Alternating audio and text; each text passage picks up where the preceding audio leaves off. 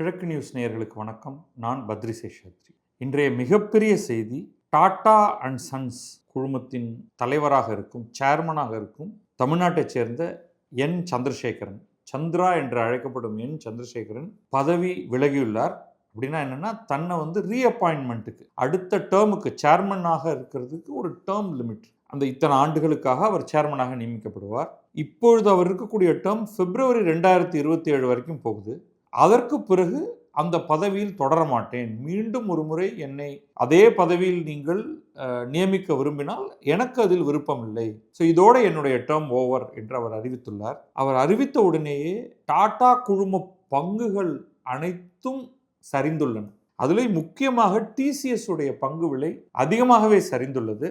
அது எந்த அளவுக்கு பப்ளிக் மார்க்கெட், பொதுமக்கள், இந்த நிறுவனங்கள், நிதி நிறுவனங்கள்னு வச்சுப்போமே, ஃபினான்ஷியல் இன்ஸ்டிடியூஷன்ஸ்னு சொல்லுவோம், இவர்கள் எல்லோருக்கும் சந்திரசேகர் பதவி விலகுவது அவர்களுக்கு பிடித்தமாக இல்லை. அப்படிங்கிறதுனால தான் அவர் போறாருன்னா நாங்கள் இந்த கம்பெனியே குறைத்து மதிப்பிடுகிறோம் அப்படின்னு அவங்க விலை குறைக்கிறார்கள், விற்கிறார்கள் பங்குகளை.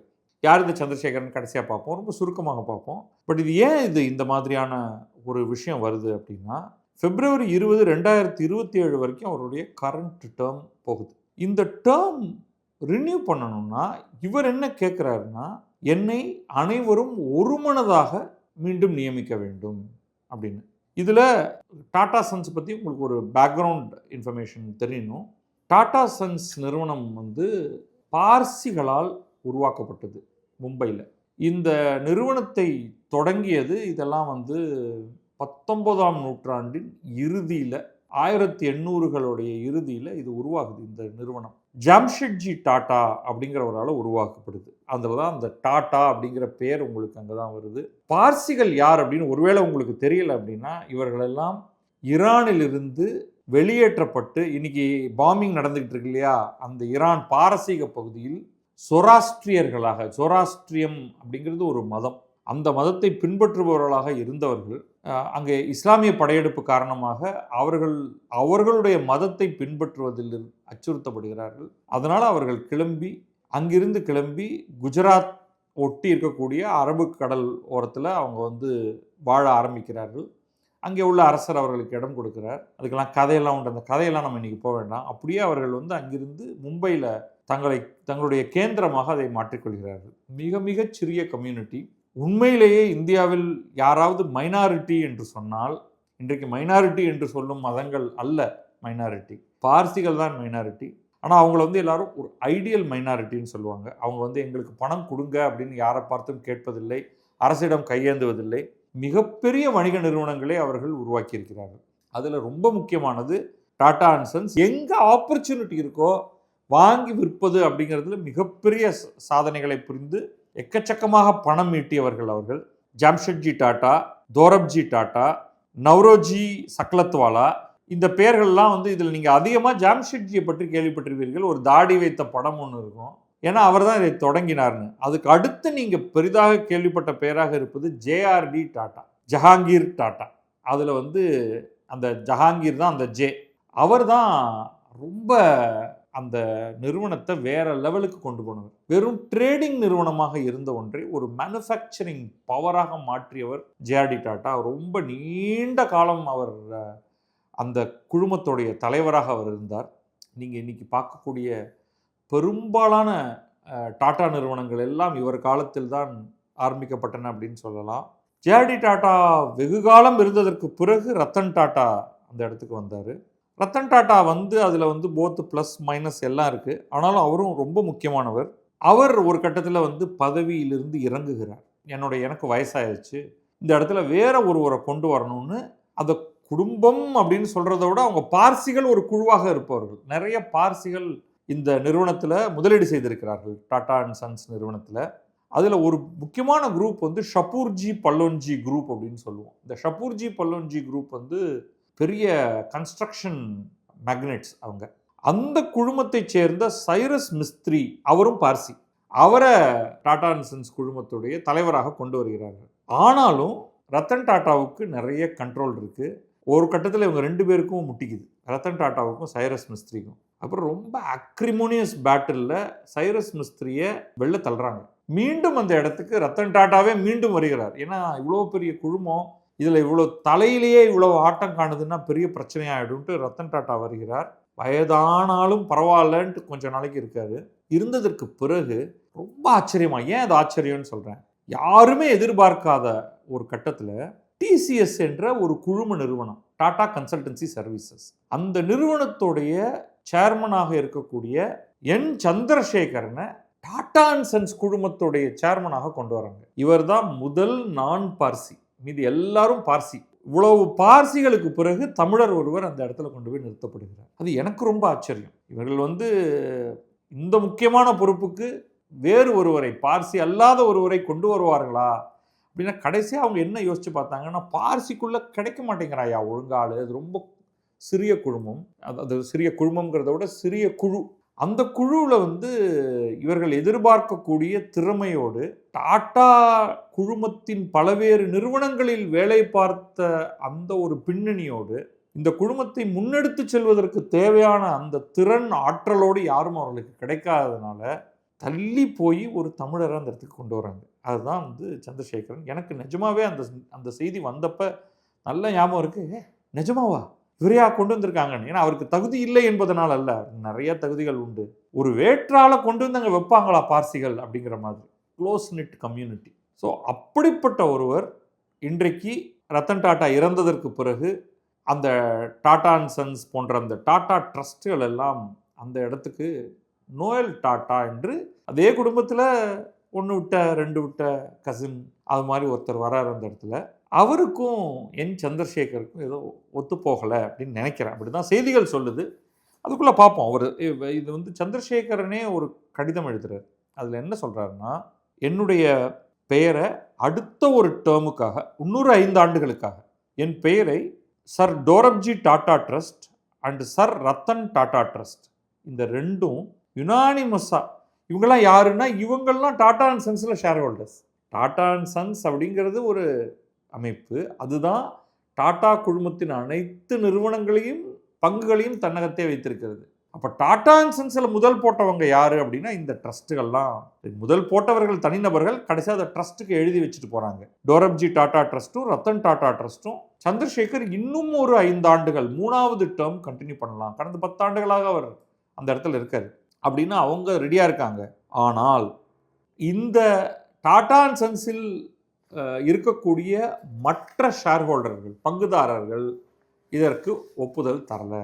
அப்போ அவரே சந்திரசேகரே அந்த கடிதத்தில் சொல்கிறாரு, இந்த ப்ரப்போசலை அந்த 2 ட்ரஸ்ட்டு சொன்னதே தவிர ஒரு போர்டு மெம்பர் சப்போர்ட் பண்ணல. யார் என்னன்னெலாம் சந்திரசேகர் தன்னுடைய கடிதத்தில் சொல்லலை. ஒருவர் இதற்கு ஒப்புதல் தரலை. எனக்கு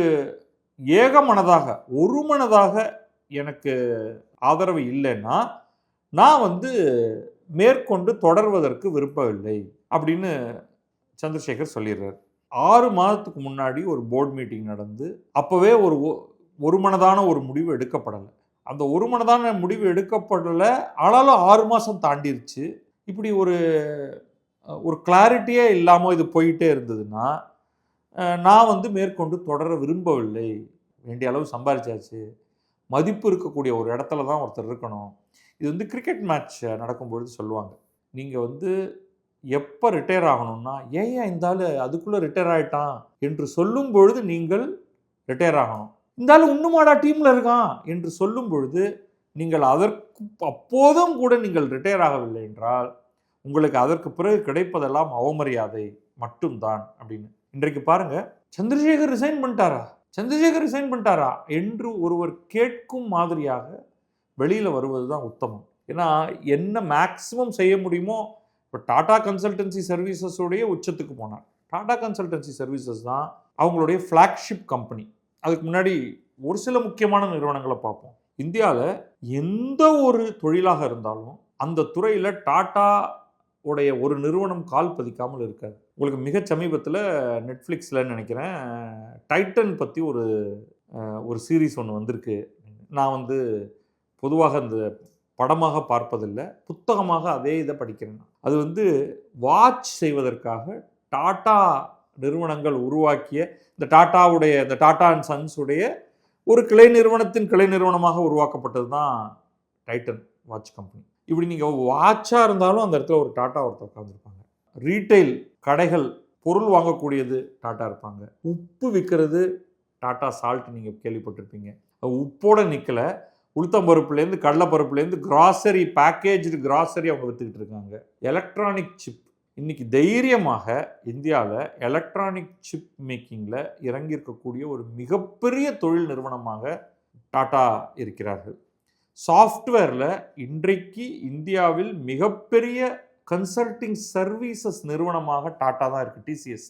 இந்த டிசிஎஸில் மட்டுமே சுமார் 5லேருந்து 6 லட்சம் பேர், ஏதோ ஒரு நம்பர் 5.8, 5.6 அல்லது 6.2 கூட இருக்கலாம், நான் செக் பண்ணல கடைசியாக.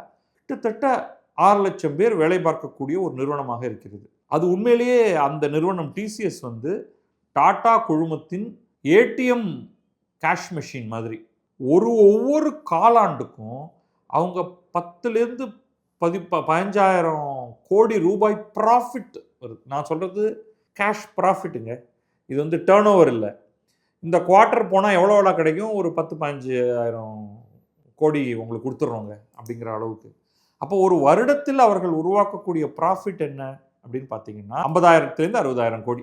எக்ஸாக்ட் நம்பர் அகைன் நான் நோட் பண்ணல. இதை தவிர இரும்பு தயாரிக்கணும்னா டாடா ஸ்டீல், கார் தயாரிக்கணுமா டாடா மோட்டார்ஸ், டெல்கோ என்ற பெயரில் இருந்தது, இப்போது டாடா மோட்டார்ஸ் என்று அழைக்கப்படுகிறது. ட்ரக்கு தயாரிக்கணுமா பேசஞ்சர் வெஹிக்கிள் இருக்குது, கனரக சரக்குகளை ஏற்றி செல்லக்கூடிய வண்டி இருக்குது, குட்டியான மாதிரியான டாடா ஏஸ் இருக்குது. நீங்கள் என்ன எதிர்பார்க்குறீங்க, 2 வீலரில் இல்லை அவங்க. ஸோ இங்கே உங்களுக்கு வந்து 3 வீலர் ஆட்டோலேருந்து இது வரைக்கும் இருக்காங்க. எலக்ட்ரிக் வண்டியில் சொல்லவே வேண்டாம், அவங்க ஆரம்பிச்சிட்டாங்க எலக்ட்ரிக் வண்டிகளை. இங்கே வேறு என்ன துறையாக இருந்தாலும் மிகப்பெரிய நிறுவனங்கள். இப்போ காரில் வந்து இது மட்டும் இல்லாமல் அவர்கள் வந்து பிரிட்டனுக்கு போய் அங்கே இருக்கக்கூடிய ஜகுவார் லேண்ட்ரோவர் கார் மேனுஃபேக்சர் பண்ணக்கூடிய அந்த நிறுவனங்களை விலைக்கு வாங்கினார்கள். அப்புறம் அந்த நாட்டில் இருக்கக்கூடிய ஒரு மிகப்பெரிய ஸ்டீல் கம்பெனியை, அதை வந்து டாடா ஸ்டீல் மூலமாக வாங்கினார்கள். இதெல்லாம் ரத்தன் டாட்டா இருக்கும் பொழுதே இதெல்லாம் நடந்து விட்டது. ஸோ மிகப்பெரிய, அப்புறம் டாட்டா கெமிக்கல்னு ஒன்று இருந்தது, அதுக்கப்புறமா அதில் சிலவற்றெல்லாம் டிஸ்போஸ் பண்ணியிருப்பாங்க, அதை இன்னொரு கம்பெனியோட மெர்ஜ் பண்ணுறது அப்படின்னு. ஸோ உணவுத்துறையிலிருந்து வாட்சிலிருந்து இன்றைக்கு அவர்களுடைய குழுமத்தில் தமிழ்நாடு அரசின் டிட்கோ எனும் அமைப்போடு சேர்ந்து ஸ்லைட்லி ஹையர் ஷேர் ஹோல்டிங் டாட்டாக்கு இருக்குது, இந்த டைட்டன் வாட்ச் கம்பெனி. அந்த டைட்டன் வாட்ச் கம்பெனியோடைய சப்சிடரியாக இருக்கிறது தான் தனிஷ்க்னு. இதோடைய வேல்யூ இன்னைக்கு மார்க்கெட் கேபிட்டலைசேஷன்லாம் பார்த்தா கண்ணா பின்னான்னு இருக்கும். கடைசியாக ஒரு முக்கியமான கம்பெனியாக அவர்கள் வாங்கியது ஏர் இந்தியா. இது ஒரு பெரிய தனி கதையே. இது ஜேஆர்டி டாட்டாவுக்கு விமானம் செலுத்துவதில் பயங்கரமான ஆர்வம். அவரே விமானத்தை ஓட்டக்கூடியவர், பைலட் லைசன்ஸ் வச்சிருந்தார். அவர் ரொம்ப ஆர்வத்தோடு அவர் வந்து ஒரு ஏர்லைன்ஸ் கம்பெனியை உருவாக்க விரும்பினார்.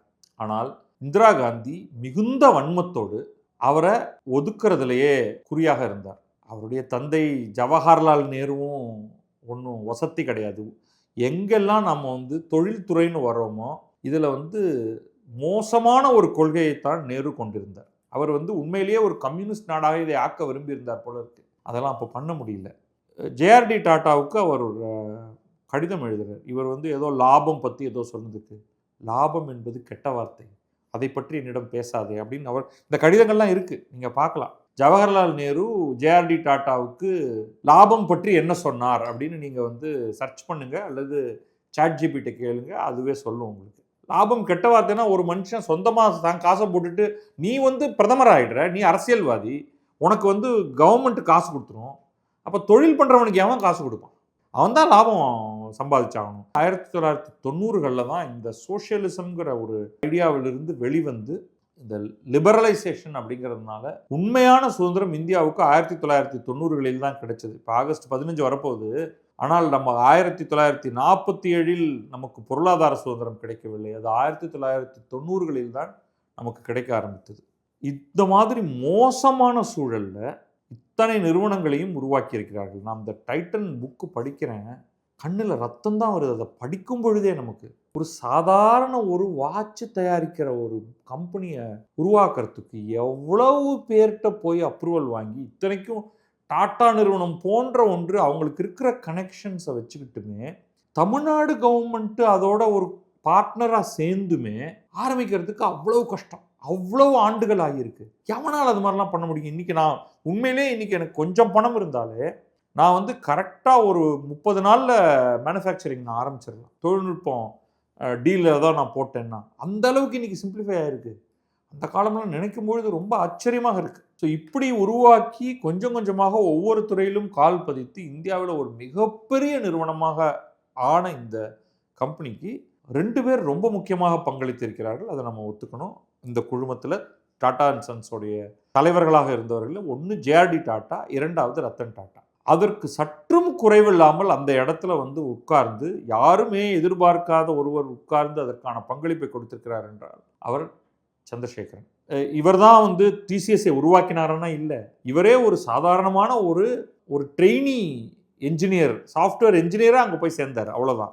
இப்போ இவருடைய பேக்ரவுண்ட் நீங்கள் பார்த்தீங்கன்னா இவருக்கு வந்து 1963 தமிழ்நாட்டில் நாமக்கல்ல மோகனூருங்கிற இடத்துல பிறக்கிறாரு. கோயம்புத்தூர் இன்ஸ்டியூட் ஆஃப் டெக்னாலஜியில் ஒரு டிகிரி, அப்ளைடு சயின்சஸ்னு ஒரு டிகிரி வாங்குறாரு. அதுக்கு பிறகு அப்போ ரீஜனல் இன்ஜினியரிங் காலேஜ், இப்போ நேஷனல் இன்ஸ்டியூட் ஆஃப் டெக்னாலஜி என்று அழைக்கப்படும் திருச்சியில் இருக்கக்கூடிய அந்த மத்திய கல்லூரியில் சேர்ந்து பட்டம் பெறுகிறார். Master of computer application MCA பண்ணிவிட்டு 1987 ஒரு இன்டர்னாக டாடா கன்சல்டன்சி சர்வீசஸில் வேலையை தொடங்குகிறார். இன்றைக்கி இருக்கிற ஐடி ஆளுங்கள்லாம் ஒரு வருஷம் ஆன உடனேயே ரெஸ்யூமோவை தூக்கி Naukri.com போட்டுட்டு 30% எனக்கு increase Dariya, double the salary தரியா, இப்போ எனக்கு நான் வந்து ஆனுவல் சேலரி 8 lakhs வாங்கிட்டு இருக்கேன், என்னுடைய எக்ஸ்பெக்டேஷன் 24 லட்சம் ரூபா அப்படின்னு போட்டுட்ருக்காங்க. இவர் வந்து 1987 ஒரு என்ட்ரி லெவல் இன்டர்னாக சேர்ந்தவர். கடைசியாக எப்போ அந்த கம்பெனியை விடுறாருன்னா இவரை டாடா அண்ட் சன்ஸ் சேர்மன் ஆக்கும் பொழுது. அது வரைக்கும் என்ன பண்ணியிருக்காருன்னா ஒவ்வொரு இடமா மேலே ஏறி ஏறி ஏறி CEO ஆகி சேர்மன் ஆகிற வரைக்கும். நம்ம ஜென்சி இளைஞர்களுக்கெல்லாம் இது ரொம்ப ஆச்சரியமாக இருக்கும். இன்னும் ஒரே கம்பெனியில் 30 ஆண்டுகள் வேலை பார்த்தாரா? ஆமாம், ஒரே கம்பெனியில் 30 ஆண்டுகள் வேலை பார்த்துருக்கு. அங்கேருந்து உயர்ந்து 1987 ஆரம்பித்து 2009 அந்த கம்பெனியோடைய CEO கம் மேனேஜிங் டைரக்டராக ஆகிறார். போர்டில் 2016 டைரக்டராக அது அவருக்கு டாடா அண்ட் சன்ஸ் போர்டில் டைரக்டராக ஆகிறார். 2017 ரத்தன் டாட்டாவுடைய second term, Ratan Tata first இருக்கார், செகண்ட் டேர்ம்னா செகண்ட் ஸ்டின்ட்னு சொல்லுவேன். ரத்தன் டாட்டா சேர்மனாக இருக்கார். அப்புறம் சைரஸ் மிஸ்திரியை கொண்டு வர்றாரு, 2 பேருக்கும் சண்டை, சைரஸ் மிஸ்திரியை வெளியேற்றுறாங்க, திருப்பி ரத்தன் டாட்டா சேர்மன் ஆகிறாரு. அந்த 2வது ஸ்டின்ட் முடியும் பொழுது அவர் பதவி இறங்கி 2017 இவரை உள்ளே கொண்டு வராங்க. கரெக்டாக அப்ராக்சிமேட்டாக 10 வருஷத்துக்கு முன்னாடி. அது ஒரு 5 வருட term, further renewed for another 5 year term. அந்த 5 year டேர்ம் தான் 20 February 2027 முடிவடையுது. ஒரு 3வது டேர்முக்கு அவருக்கான ஆப்பர்ச்சுனிட்டி கொடுக்கல. இதுதான் வந்து நம்ம ஏற்கனவே சொன்ன மாதிரி ஃபஸ்ட்டு நான் பார்சி டு ஹெட் திஸ், இந்த பொசிஷனுக்கு வந்த முதல் பார்சி அல்லாதவர். ஜேஆர்டி டாட்டா ஒரு நிறுவனத்தை உருவாக்க விரும்பினார், ஆரம்பித்தார். அந்த நிறுவனத்தை இந்திரா காந்தி நேஷனலைஸ் பண்ணிட்டு அதோடைய சேர்மனாக இருந்த ஜேஆர்டி டாட்டாவை அவரிடம் சொல்லாமலேயே அவரை வேலையை விட்டு தூக்குறாங்க. இனிமேல் இது வந்து இந்தியாவின் விமான சேவைன்ட்டு. அதற்கு பிறகு பலமுறை இவர்கள் முயன்றும், டாடா குழுமம் முயன்றும் அவர்களுக்கு ஏவியேஷன் லைசன்ஸ் கொடுக்காமலேயே வைத்திருந்தார்கள். இறுதியாக இந்திய அரசு ஏர் இண்டியா என்னும் யானைக்கு தீனி போட முடியாமல் அது என்ன பண்ணுச்சுன்னா அது லாஸ் தான். ஒரு காலகட்டத்தில் தனியாக தான் மட்டும் கோலோச்சி கொண்டிருக்கும் பொழுது ப்ராஃபிட். பிறகு ப்ரைவேட்டைசேஷன் ஏர்லைன்ஸில் 1990கள் ஆரம்பத்துலேருந்து வச்சுக்கலாம், ஒரு மிடில் பீரியட்லேருந்து இந்த லிபரலைசேஷன் ஆரம்பிக்கும் பொழுது பல ஏர்லைன்ஸ் வருது. அந்த ஏர்லைன்ஸ் வர ஆரம்பித்த உடனே எப்படி வந்து டெலிகாமில் பலவேறு தனியார் நிறுவனங்கள் வந்த உடனே BSNL MTNL ஆட்டம் கண்டனவோ அதே மாதிரி ப்ரைவேட் ஏர்லைன்ஸ் வந்த உடனே இவங்க ஆட்டம். கொஞ்சம் கொஞ்சமாக ப்ராஃபிட் 0 ஆகி லாஸ் கண்ட மாதிரி விரிவாச்சு. ஆனால் நிறைய ஏர்க்ராஃப்ட் வச்சுருக்காங்க, எப்படி ஓட்டுறதுன்னு தெரியல, வாங்குறதுக்கு ஒருத்தரும் கிடையாது. இறுதியாக இதே குழுமம், டாடா குழுமம் அதை போய் வாங்குகிறது. வாங்கியும் நமக்கு தெரியும் ஒரு மிகப்பெரிய ஆக்சிடெண்ட் ஒன்று நடந்தது குஜராத்தில். இன்னும் அது லாஸ் மேக்கிங் கம்பெனியாகத்தான் இருக்குது. இப்போ உதாரணத்துக்கு அதுதான் ஒன் ஆஃப் த ப்ராப்ளம்ஸ் அப்படிங்கிற மாதிரி சொல்கிறாங்க. சென்ற ஆண்டு, அது கடந்த 2 ஆண்டுகளில் ஏர் இண்டியாவுடைய லாஸ் பார்த்திங்கன்னா 2024-25 அந்த அந்த ஆண்டு முழுவதுக்குமான அந்த நிதியாண்டுக்கான லாஸ் 10,859 கோடி ரூபாய். அதே இது 2025-26க்கான லாஸ் 22,238 கோடி ரூபாய். 2 மடங்கு லாஸ் அதிகமாகுது, நஷ்டம்தான். ஆனால் இது நன்றாக தெரிந்தது தான். இது ஒரு சந்திரசேகரே சொல்லியிருக்காரு, ஒரு 10 வருடமாவது ஆகும் இதை டர்ன் அரவுண்ட் பண்ணுறதுக்குன்னு. அதற்கான முயற்சியில் அவங்க ஈடுபட்டு இருக்காங்க. ஒரு ஏர்லைன்ஸை ப்ராஃபிட்டபுளாக நடத்துறது அப்படிங்கிறது ஒரு சாதாரண விஷயம் கிடையாது. எப்போவுமே டாடா குழுமத்தில் சில நிறுவனங்கள் லாஸ் மேக்கிங்காக தான் இருக்கும். மற்ற நிறுவனங்களோட ப்ராஃபிட்லேருந்து இதை சரி கட்டுவாங்க. அதான் நான் சொன்னேனே, டாடா கன்சல்டன்சி சர்வீசஸ் மட்டுமே 50,000 கோடி ரூபாய்க்கு மேலே ப்ராஃபிட் பண்ணிகிட்டு இருக்கு ஒரு வருஷத்துக்கு. அப்புறம் இப்போ கார் இப்போ ப்ராஃபிட் பண்ணுது, ஸ்டீல் ஒரு சைக்கிளிக்கலாக போகும், இப்போல்லாம் நல்ல ப்ராஃபிட் பண்ணிகிட்டு இருக்கு. நடுவில் அது லாஸ் பண்ணிகிட்டு இருந்த காலகட்டம் உண்டு, கார் லாஸ் பண்ணிகிட்டு இருந்த காலகட்டம் உண்டு. இப்போ கார் கம்பெனி இப்பொழுதுக்கு லாஸ் பண்ணாது, நல்ல க்ரோத் இருக்குது. அப்போ பல கம்பெனிகளில் ப்ராஃபிட், ஒரு சில கம்பெனிகளில் லாஸ். நீங்கள் அப்படிப்பட்ட ஒரு குழுமம் தான். எல்லா கம்பெனியும் வேண்டாம், எனக்கு மொத்தம் 2 அல்லது 3 கம்பெனி நடத்துகிறேன் அப்படின்னா இந்த பிரச்சனைகளே கிடையாது. ஸோ இந்த காரணத்துக்காக தான் இவரை பதவியை விட்டு தூக்குறாங்க, வேற ஒருத்தரை கொண்டு வர போகிறாங்கன்னா பெஸ்ட் ஆஃப் லக் அப்படின்னு தான் நம்ம சொல்ல முடியும். ஸோ இவர் என்னை பொறுத்த வரைக்கும் டாட்டாவுடைய குடும்பங்களில் பிறக்காமல், ஒரு பார்சியாக பிறக்காமல், வெளியிருந்து வெறும் ஒரு சாஃப்ட்வேர் கம்பெனியை மட்டும்தான் நடத்தியிருக்காரு. அவர் சேர்மன் ஆகிறதுக்கு முன்னாடி அவருக்கு ஸ்டீல்னா என்னன்னு தெரிஞ்சிருக்குமா, கார்ஸ் பற்றி தெரிஞ்சிருக்குமா, ஏர்லைன்ஸ் பற்றி தெரிஞ்சிருக்குமா, வாட்ச் பற்றி தெரிஞ்சிருக்குமா அப்படின்னு நீங்கள் யோசிச்சு பார்த்தீங்கன்னா அது எவ்வளோ ஒரு கஷ்டமான வேலை. நீங்கள் ஒரு சாஃப்ட்வேர் கம்பெனியோட ஹெட்டாக இருந்துட்டு இவங்க பண்ணக்கூடிய எலக்ட்ரானிக்ஸ்லாம் என்ன நிறையா அற்புதமான வேலைகளை இவர் செய்திருக்கிறார். அதாவது அந்த நிறுவனம் பண்ணுது, டாடா எலக்ட்ரானிக்ஸ் பண்ணுது, பட் எவென்ச்சுவலி அதோடைய பெருமை சிறுமை அத்தனையுமே அதோடைய சேர்மனுக்கு தான் போய் சேரணும். ரத்தன் டாட்டா செய்தார் என்றால் ரத்தன் டாட்டாலே கையில் ஸ்பேனரை எடுத்துக்கிட்டு போய் அப்படியே ஸ்க்ரூவெல்லாம் அவர் தான் நானோ காரை கொண்டு வரணும்னு ரொம்ப ஏற்பாடுகளோடு இருந்தார். 1 லட்சம் ரூபாய்க்கு கார் தரணும்னு டோட்டல் அட்டர் ஃபெயில்யூர் ப்ராஜெக்ட். அது ஒரு பெரிய அரசியல் குழப்பத்தையே ஏற்படுத்தி மம்தா பானர்ஜி என்பவரை ஜீரோவிலிருந்து ஹீரோவாக்கி கம்யூனிஸ்டுகளை கம்ப்ளீட்டாக மேற்கு வங்கத்திலிருந்து துடைத்து எறிந்து என்னென்னவோ பண்ணிருச்சு அந்த டாடா நானோ ப்ராஜெக்ட். இன்றைக்கி அந்த நானோ காரை தூக்கி போட்டாங்க. அதோடைய ஐடியாவே ஒர்க் அவுட் ஆகாது அப்படின்னு சொல்லி. அது மாதிரி ஒரு மிகப்பெரிய குழுமத்தில் ஒரு சில விஷயங்களை அறிமுகப்படுத்தும் பொழுது சில பிரச்சனைகள் வரத்தான் வரும். அதையெல்லாம் மீறி அந்த டாட்டாங்கிற பிராண்டுக்கு இருக்கக்கூடிய வேல்யூ ரொம்ப பெரிய விஷயம். டாடா பிராண்டு தொடர்பாக நாங்கள் ஒரு புத்தகம் வெளியிட்டிருக்கிறோம் கிழக்கு பதிப்பகத்தில்.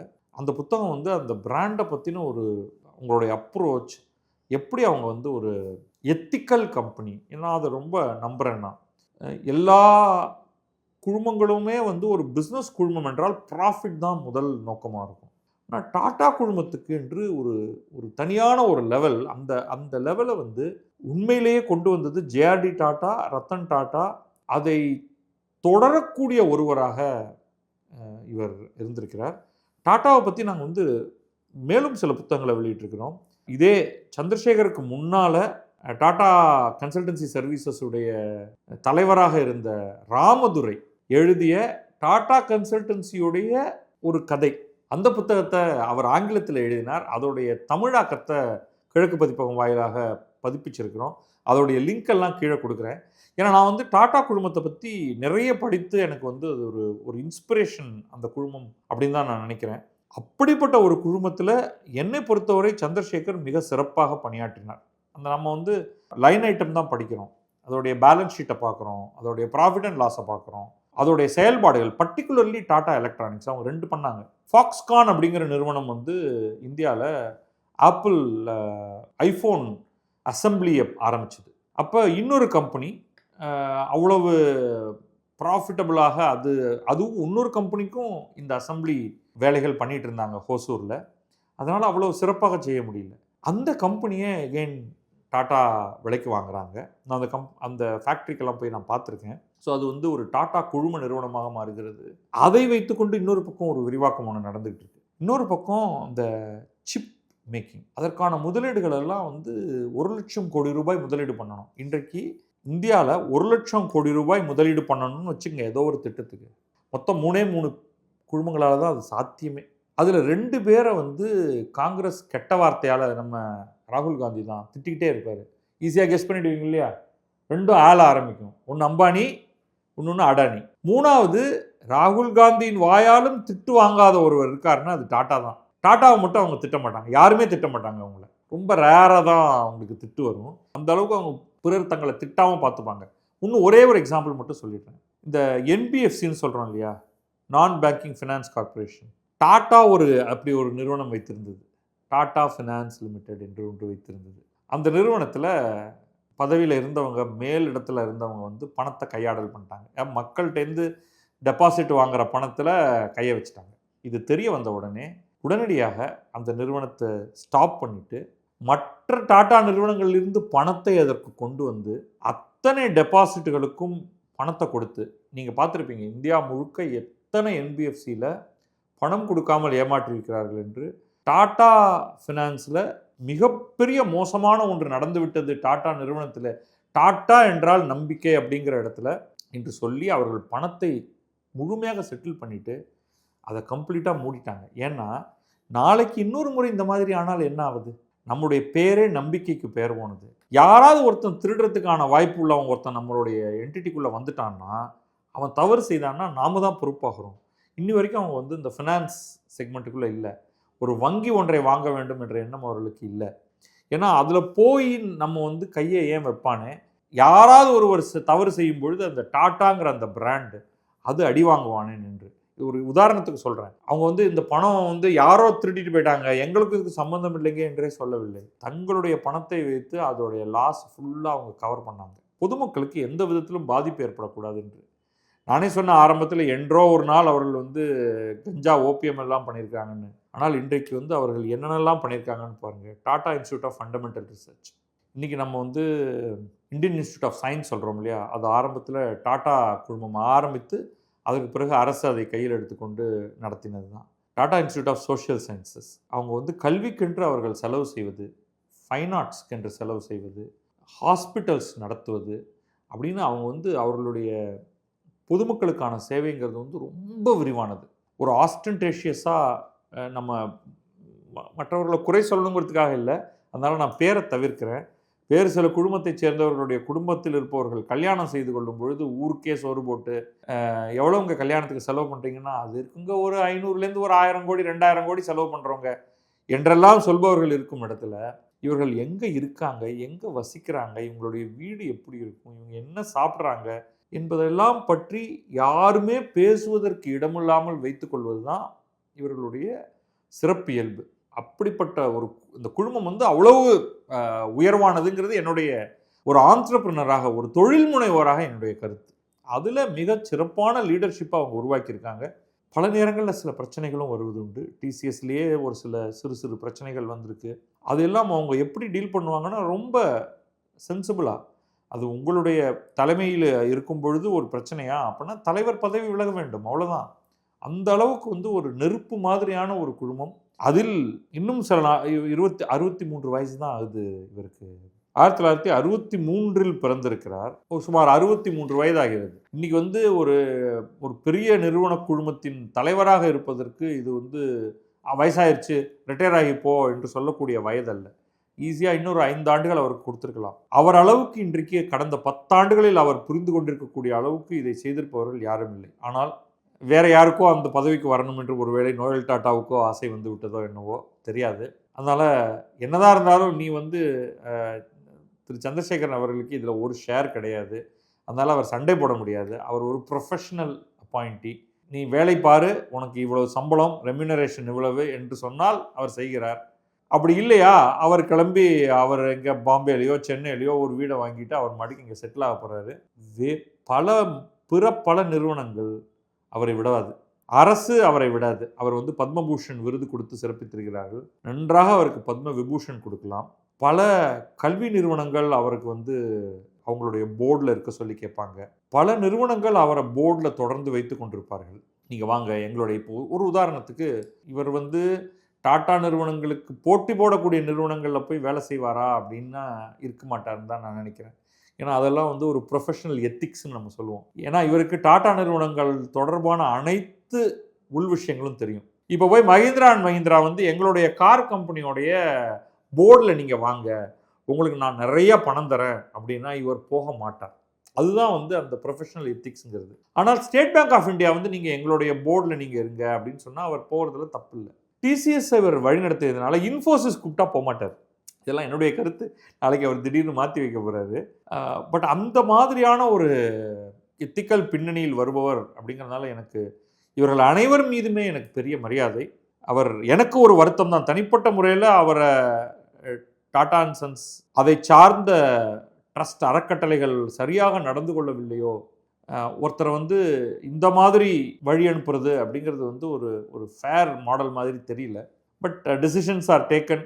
யாரோ ஒருவர் வருவார் அந்த இடத்துக்கு. இந்த குழுமம் வந்து இந்தியாவுக்கு ஸ்ட்ராட்டஜிக்கலி இம்பார்ட்டன்ட் என்று நான் கருதுகிறேன். இவ்வளவு பெரிய நிறுவனங்கள் எல்லாம் தொய்ந்து போய்விடக்கூடாது. ஏன்னா இவர்கள் பல லட்சம் கோடி ரூபாய் பெருமானம் உள்ள முதலீடுகளை செய்யக்கூடியவர்கள். அப்படிப்பட்ட நிறுவனங்கள் தான் இந்தியாவுக்கு இன்னும் நிறைய தேவை.